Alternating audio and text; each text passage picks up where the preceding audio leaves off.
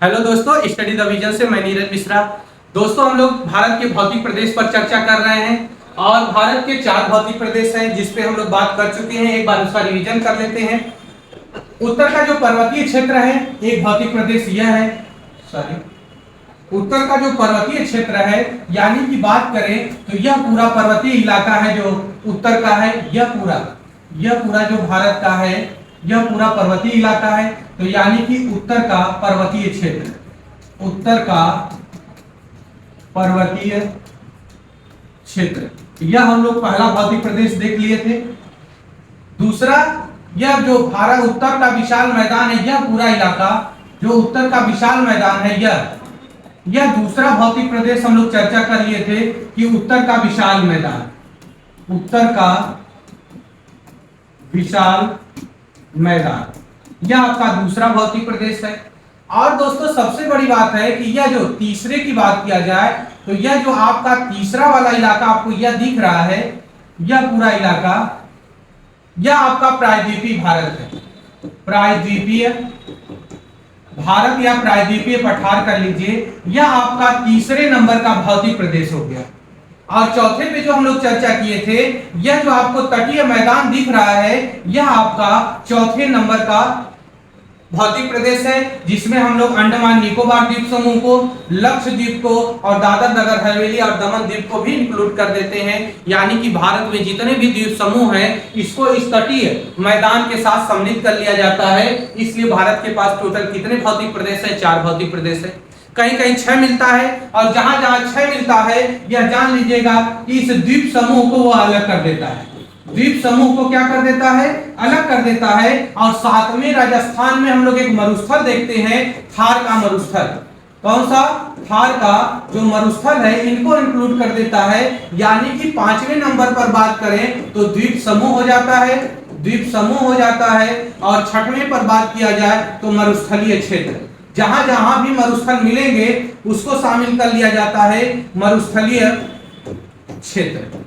इस हिसाब से देखा जाए तो 6 भौतिक प्रदेश है, ठीक। और इन भौतिक प्रदेशों में हम लोग उत्तर का पर्वतीय क्षेत्र यानी हिमालय पर चर्चा कर चुके हैं।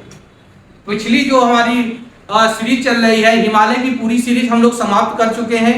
डिस्क्रिप्शन बॉक्स में होगा, आप जाके उसको देख सकते हैं, यूट्यूब पे पड़ा हुआ है। आइए बात करते हैं प्रायद्वीपीय पठार की। प्रायद्वीपीय पठार में कौन कौन सी चीजें महत्वपूर्ण है, इस पे चर्चा कर लेते हैं। तो जो तीसरे नंबर का भौतिक प्रदेश है, इस पे बात कर लेते हैं। आइए शुरू करते हैं।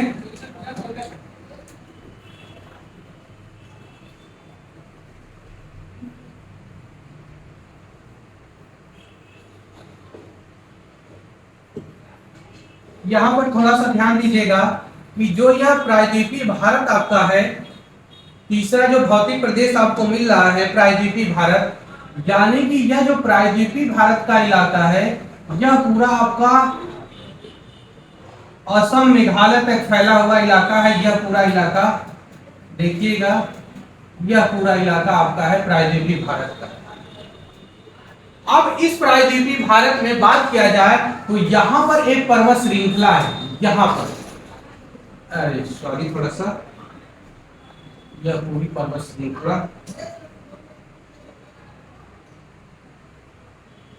यह जो प्रायद्वीपीय भारत है, और यहीं पर एक पर्वत श्रृंखला आपको दिखाई देगी जिसका नाम है अरावली पर्वत श्रृंखला। यह पूरी पर्वत श्रृंखला, अरावली पर्वत श्रृंखला, यह भारत की प्राचीनतम पर्वत श्रृंखलाओं में से एक मानी जाती है। यह सबसे बड़ी बात है कि जो अरावली पर्वत श्रृंखला है, यह मोड़दार पर्वत का उदाहरण है, एक बलित पर्वत का उदाहरण है, जो धारवाड़ क्रम की चट्टानों से निर्मित माना जाता है, जो खनिज भंडार के लिए विशेष रूप से जाना जाता है। और यह जो अरावली पर्वत श्रृंखला है, पहले यह भी, अब तो अवशिष्ट पर्वत बन गया है अरावली पर्वत। क्यों अवशिष्ट बन गया है? कि धीरे धीरे धीरे धीरे अपरदन और निक्षेपण के कारण इसकी जो ऊंचाई है वह धीरे धीरे कम होती चली गई है। लेकिन प्राचीन काल में यहां से ढेर सारी नदियां निकलती थी। अब इन नदियों का क्या काम था कि यह इस पर्वत श्रृंखला को धीरे धीरे काटती काटती, यह जो कक्षकारण है, जिसे हम दलदली भूमि के नाम से भी जानते हैं, कक्षकारण, इनमें इसका मलबा लाके गिराती चली गई। और यह पूरा एक विशाल मैदान के रूप में या दलदली भूमि क्षेत्र के रूप में कन्वर्ट हो गया। यानी कि अरावली पर्वत श्रृंखला प्राचीनतम पर्वत श्रृंखलाओं में से एक पर्वत श्रृंखला मानी जाती है और प्राचीन होने के कारण, इसका अपरदन निक्षेपण होने के कारण यह एक अवशिष्ट पर्वत के रूप में दिखाई देता है आज। अब इस पर्वत श्रृंखला की खास बात क्या है कि इसका सर्वाधिक विस्तार आपको राजस्थान में देखने को मिलता है। कहां पर? राजस्थान। राजस्थान में इसका सर्वाधिक विस्तार देखने को मिलता है। और राजस्थान में एक क्षेत्र है इस पर्वत श्रृंखला का, जिसे हम माउंट आबू कहते हैं।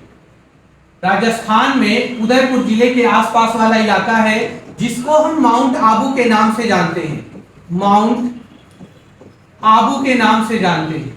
इस माउंट आबू पर सबसे ऊंची चोटी है अरावली पर्वत श्रृंखला की। सबसे ऊंची चोटी की बात करें तो इस चोटी का नाम है गुरु शिखर। क्या नाम है इस चोटी का? गुरु शिखर। अब यह गुरु शिखर जो है, गुरु शिखर, अब यह जो गुरु शिखर है यह पूरे अरावली पर्वत श्रृंखला की सबसे ऊंची चोटी मानी जाती है। गुरु शिखर जो किस पर स्थित है? माउंट आबू पर। माउंट आबू कहां पर है? राजस्थान में है। और इसी अरावली पर्वत का जो दिल्ली वाला इलाका है वहां पर यह रायसीना की पहाड़ी के नाम से भी जाना जाता है। रायसीना की पहाड़ी या रायसीन की पहाड़ी के नाम से जाना जाता है। कौन? अरावली पर्वत श्रृंखला। यह अरावली पर्वत श्रृंखला की कहानी हो गई। और सबसे बड़ी बात है, इस अरावली पर्वत श्रृंखला से बेहतरीन किस्म का संगमरमर निकाला जाता है। इसी अरावली पर्वत श्रृंखला या राजस्थान में एक स्थान है जहां पर, जिसका नाम है मकरान तट। मकरान तट। और जो बड़ी बड़ी सिटी है, अगर जहां पे संगमरमर की दुकानें होंगी तो वहां पर लिखा होता है मकराना का संगमरमर।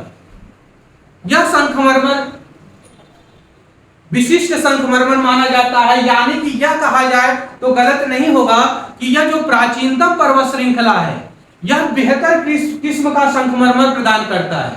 यानी कि जितनी भी प्राचीनतम पर्वत श्रृंखला होगी उतना बेहतरीन प्रकार का संगमरमर निकाला जाएगा। यानी कि उनका रूप उतना ही बेहतर तरीके से परिवर्तित होगा। इसके बाद के कालों में भी संगमरमर मिलता है, लेकिन प्राचीनतम जो संगमरमर की बात करते हैं तो इस मकराना तट का सबसे उत्कृष्टतम संगमरमर माना जाता है।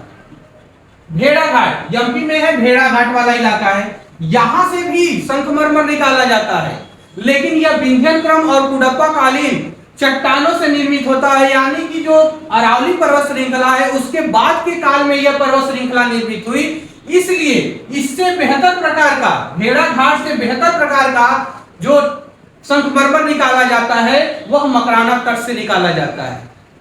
यानी कि अरावली पर्वत श्रृंखला से जो संगमरमर निकाला जाता है वह उत्कृष्टतम प्रकार का संगमरमर होता है।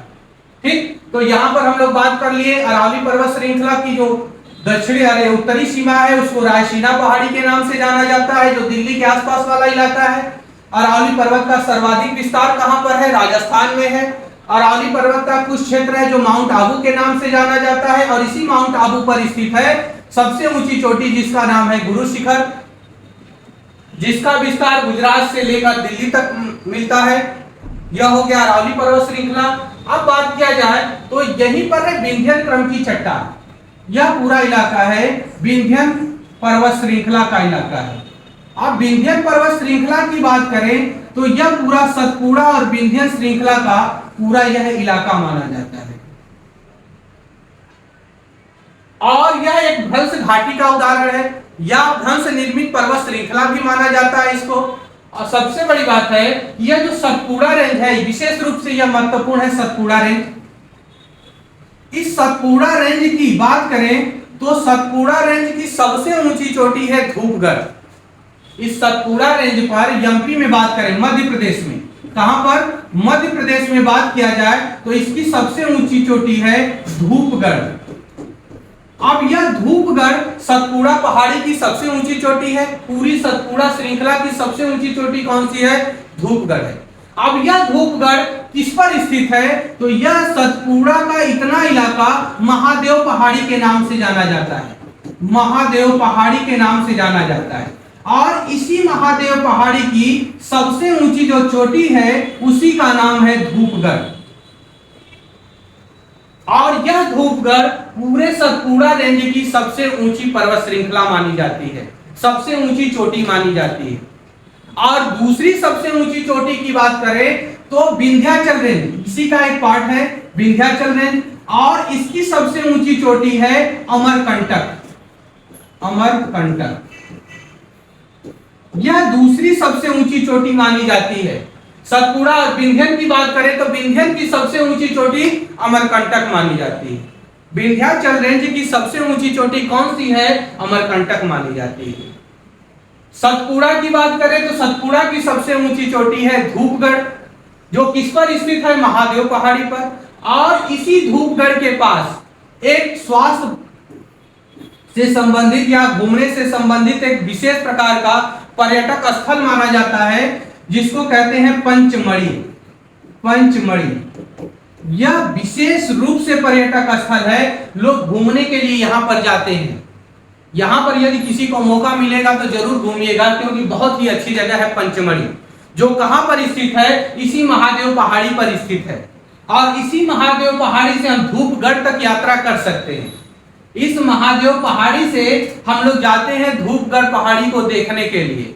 और इसी पहाड़ी पर स्थित है पंचमढ़ी, जो विशेष रूप से एक पर्यटक स्थल के रूप में डेवलप किया गया है और बेहतरीन जगह है, जहां पर घूमने जाया जा सकता है, परिवार के साथ भी जा सकते हैं आप। तो आपको पता चला कि विंध्यन रेंज की सबसे ऊंची चोटी है अमरकंटक। सतपुड़ा पहाड़ी पर महादेव पहाड़ी है, और महादेव पहाड़ी की सबसे ऊंची चोटी है धूपगढ़, जो पूरे सतपुड़ा रेंज की सबसे ऊंची चोटी है। और इसी सतपुड़ा रेंज की विंध्याचल वाला जो पार्ट है उसकी सबसे ऊंची चोटी है अमरकंटक। धूपगढ़ के बाद दूसरी सबसे ऊंची चोटी की बात करें तो अमरकंटक है। अमरकंटक से ही दो विशेष नदियां निकलती हैं। एक नदी निकलती है सोन नदी, जो जाकर गंगा की सहायक बन जाती है, और एक इसी जगह से निकलती है नर्मदा नदी, जो भ्रंश घाटी होते हुए अरब सागर में आकर गिरती है। और सबसे बड़ी बात है कि यह डेल्टा का निर्माण न करके एस्चुएरी का निर्माण करती है। जब नदी वाली श्रृंखला हम लोग बात करेंगे तब उस पर चर्चा करेंगे। अब बात किया जाएगा इसके बाद कि प्रायद्वीपीय भारत में जो सह्याद्री पर्वत श्रृंखला है, इसका डेवलपमेंट किस प्रकार से हुआ था, और इसमें कौन कौन सी विशेष रूप से पर्वत श्रृंखलाएं पाई जाती हैं, इन पर्वत श्रृंखलाओं को किन किन नामों से जाना जाता है, जो नेक्स्ट वीडियो में हम आपको प्रोवाइड कराएंगे।